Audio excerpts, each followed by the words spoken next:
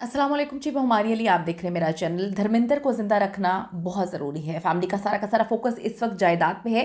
वो जायदाद जिसमें बहुत सारे हिस्सेदार जो हैं वो पैदा हो चुके हैं। घर वापसी के बाद किस किस को धर्मेंद्र से मिलवाया गया, सोशल मीडिया पर वीडियोज़ और तस्वीर जो हैं वो कौन लगा रहा है, कौन इस सारे के सारे मामले को सोशल मीडिया की जीनत बना रहा है। अगर धर्मेंद्र जो है वो वसीयत लिखे बगैर चल बसे तो 450 करोड़ जो है उसका इकलौता मालिक कौन निकलेगा, क्योंकि जो वसीयत बनी हुई है वो बड़ी खौफनाक है। उस वसीयत की कहानी आज की वीडियो में डालेंगे कि किसने दबाव में लाकर वसीयत ये बनवाई थी, और अब इस पूरी फैमिली को जिसमें 2 खानदान शामिल है, क्या डर है कि ये वसीयत जो है वो किसके नाम होनी चाहिए, कितनी होनी चाहिए। क्या हेमा मालिनी जो है उनकी अभी वसीयत को लेकर लड़ाई है, इसी वजह से वो अपने शौहर की तीमारदारी नहीं करें। आज की वीडियो में सिर्फ बात करते हैं। रिक्वेस्ट है चैनल को सब्सक्राइब करें, वीडियो को आखिर तक जरूर देखिएगा।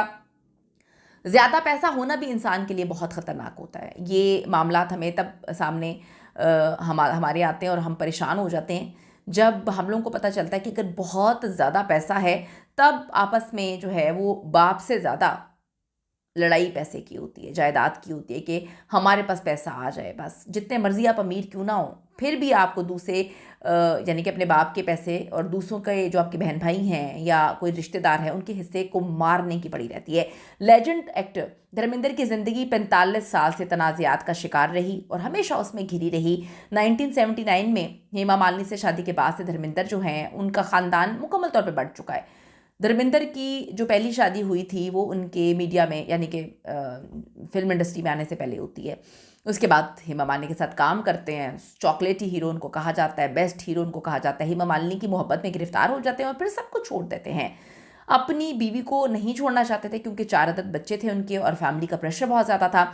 इसके दौरान आता है 2023 में जो इंडिया का सुप्रीम कोर्ट का एक बड़ा फैसला, जहाँ पर 450 करोड़ हैं, 2 बीवियाँ हैं, 6 अदद बच्चे हैं, एक बाप है, बहुत सारे राज हैं जो कि नहीं ये खोलना चाहते और ये धर्मेंद्र की मौत के साथ ही दबाना चाहते हैं। धर्मेंद्र कहता है मैंने मोहब्बत की, गलत हो या सही हो, लेकिन मोहब्बत जो है विरासत की लड़ाई बन जाती है, क्योंकि धर्मेंद्र की दूसरी बीवी हेमा मालिनी से कोई भी बेटा नहीं है। सारे बेटे जितने भी इनके 2-3 बेटे हैं वो पहली बीवी से हैं। इस बात में कोई शक नहीं कि धर्मेंद्र की पहली शादी प्रकाश कौर से जो है वो अरेंज मैरिज थी। उस वक्त उनको नहीं पता था कि वो इतने सुपरस्टार बन जाएंगे। धर्मेंद्र ने खुद अपने इंटरव्यूज़ में बताया कि उन्हें स्कूल के ज़माने में एक हमीदा नामी मुसलमान लड़की से मोहब्बत हो गई थी और उन्होंने सोचा कि अपनी ज़िंदगी हमीदा के साथ ही गुजारूंगा, लेकिन फिर पार्टीशन के टाइम वो पाकिस्तान चली जाती हैं। प्रकाश कौर और जो ये शादी होती है ये पूरी की पूरी फैमिली के प्रेशर में आके वो शादी करते हैं। फिर 4 बच्चों के बावजूद 1979 में उनको हेमा मालिनी से मोहब्बत हो जाती है। अब हेमा मालिनी से मोहब्बत में वो मुसलमान बन जाते हैं और फिर दूसरी शादी करते हैं, क्योंकि प्रकाश कौर और उनके 4 बच्चों को वो छोड़ना नहीं चाहते थे। फैमिली का बहुत ज़्यादा प्रेशर था कि आपको फैमिली से आग कर दिया जाएगा, फैमिली तुम्हारे से नहीं मिलेगी, हमारा मरा मुँह देखोगे। अब हेमा और धर्मेंद्र की 2 बेटियाँ हैं, बेटा कोई नहीं है, लेकिन ये बात सब बहुत अच्छे से जानते हैं कि धर्मेंद्र जो है वो ज़्यादातर वक्त अपनी पहली बीवी प्रकाश कौर के साथ ही गुजारते हैं। इसकी वजह क्या है, क्योंकि जब भी वो अब एक एज है वो बीमार होते हैं तो उनका ख्याल हेमा मालिनी नहीं रखती, हेमा मालिनी उनके पास नहीं होती। हेमा मालिनी को सिर्फ यही पड़ी रहती है, जो उनकी फैमिली फ्रेंड्स हैं उनकी जानिब से कहा गया कि वो अपनी बेटी, जो उनकी एक बेटी है ईशा, उनकी भी तलाक हो गई है, बेस्ट फ्रेंड से शादी हुई थी उनकी भी तलाक हो गई है, वो भी अपने बच्चों के साथ जो है अब माँ के साथ रहती है या अलग रहती है।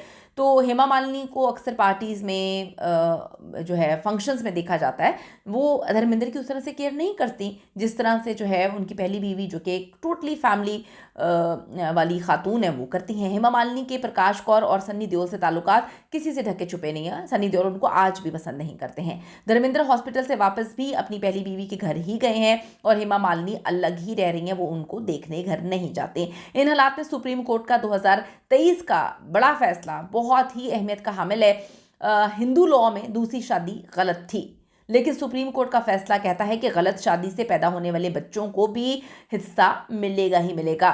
ईशा और आहाना, इनको भी उनके बाप की जायदाद से हिस्सा मिलेगा। अगर वसीयत ना हो तो जो हिंदू एक्ट है वो सबको उसका बराबर का हिस्सा मिलता है। पहली बीवी प्रकाश कौर, सनी, बॉबी, ईशा, आहाना, सबको जो है वो बराबर का हिस्सा मिलना है। लेकिन धर्मेंद्र की वसीयत बड़ी ख़तरनाक है। अगर वो नहीं लिखते तो सब कुछ बदल देगा, क्योंकि 450 करोड़ का मामला है। और सनी देओल तो पहले ही नापसंद करते हैं। सनी देओल के पास अपना जो है खुद का भी कारोबार है, लेकिन वो हेमा मालिनी से आज तक एक्सेप्ट नहीं कर पाए अपने बाप की दूसरी शादी। फिर वो हिंदू से मुसलमान हुए सिर्फ इस शादी के लिए।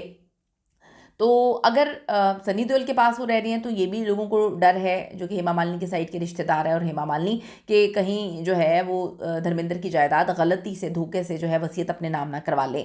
450 करोड़ है, 2 बीवियां हैं, 6 अदद बच्चे हैं। दोनों बीवियों के ताल्लुकात सबके सामने हैं, बिल्कुल एक दूसरे को पसंद नहीं करते। पहली बीवी बेचारी तो वैसी घरेलू है, उसका क्या लेना देना, लेकिन वो उसको एक्सेप्ट नहीं कर पाई कि मेरे शौहर ने इस तरह से शादी की। लेजेंडरी अदाकार धर्मेंद्र की मजमूई दौलत और असासों की जो मालियत है 450 करोड़ भारतीय रुपए हैं, जिसमें उनका 100 एकड़ का फार्म हाउस और लग्जरी गाड़ियां शामिल हैं।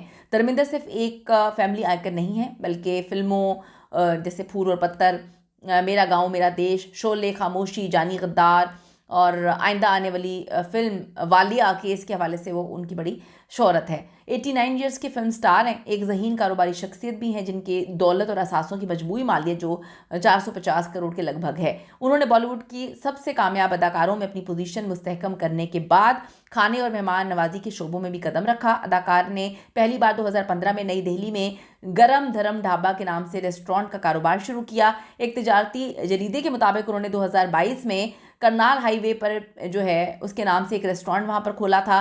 धर्मेंद्र अगरचा मुंबई में अपने ख़ानदान के साथ रहते हैं, लेकिन अक्सर वो शहर की हलचल से दूर जो उनका एक घर है वहाँ पर पनागा लोनावाला में भी वाक़ई अपने 100 एकड़ के फार्म हाउस पे जाते हैं, वहाँ भी वक्त गुजारते हैं।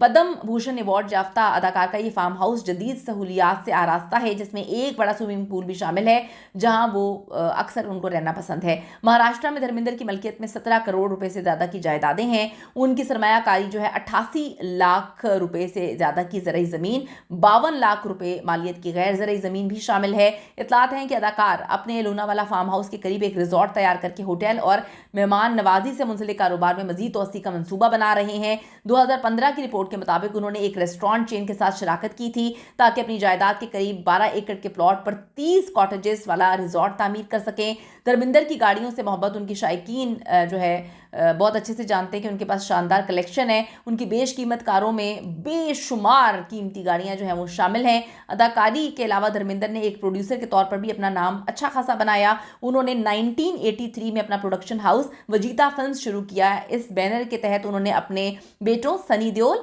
और बॉबी देओल को बिलतरतीब कामयाब डेब्यू फिल्म 1983 की बेताब और 1995 की बरसात के साथ जो है बॉलीवुड में मुतारिफ करवाया। सनी देओल तो चल गए, लेकिन बॉबी देओल एक फ्लॉप अदाकार के तौर पर सामने आए। कहते हैं कि जब पैसा बोलता है तो फिर नीयतें बदल जाती हैं।